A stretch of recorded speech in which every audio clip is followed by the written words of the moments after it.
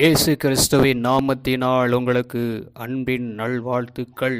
இந்த நாளில் இந்த வேளையில் ஆண்டவருடைய வார்த்தையை நம்ம பகிர்ந்து கொள்வதனால கர்த்தரை நம்ம ஸ்தோத்தரிப்போம். இந்த நாளில் கூட எரேமியா 31 அதிகாரம் 3வது வசனம் 2வது பகுதியில் பார்க்கும்போது, ஆம், அநாதி சிநேகத்தால் உன்னை சிநேகித்தேன், ஆதலால் காரணத்தால் உன்னை இழுத்துக் கொள்கிறேன் சொல்லி இங்கே ஆண்டவருடைய வார்த்தை அழகாக சொல்லுகிறத பார்க்க முடிகிறது. அவருடைய அநாதி சிநேகம், ஆதியில் வைத்திருந்த அந்த சிநேகம், எப்பொழுதும் மாறாத ஒரு சிநேகம், அவருடைய காரணத்தினால் நம்மளை இழுத்துக்கொள்ளுகிற ஒரு சிநேகம். இன்றைக்கி உலகம் நம்மளை பகைக்கிறதா, உலகம் நம்மளை வெறுக்கிறதா, கர்த்தருடைய பிள்ளைகளே நம்மளை வெறுத்து பேசுகிற அளவுக்கு இருக்கிறது.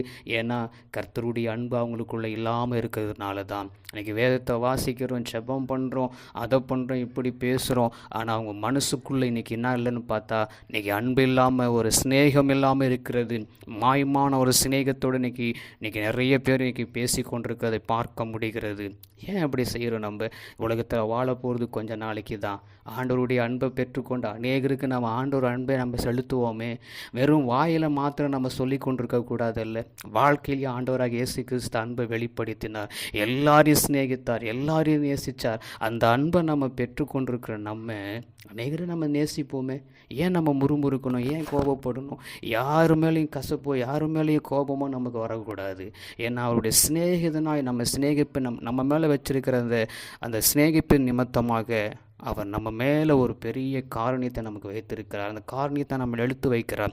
அவ்வண்ணமாக கர்த்தர் நம்முடைய வாழ்க்கையில் நம்ம இன்னும் அவரை சிநேகிப்போம், மற்றவங்களையும் நம்ம நேசிப்போம். எங்களை கிருபையாக நேசிக்கிற எங்கள் அன்பின் நல்ல தகப்பனே, அநாதி சிநேகத்தால் உன்னை சிநேகித்தேன், அதனால் காரணியத்தால் உன்னை இழுத்துக்கொள்கிறேன் என்ற வார்த்தையின்படி உம்முடைய அநாதி சிநேகம் எப்பொழுதும் இருக்கட்டும். நாங்கள் பெற்றுக்கொண்ட இந்த சிநேகத்தை நாங்கள் அநேகருக்கு தெரியப்படுத்த கிருபை செய்யுங்க ஐயா.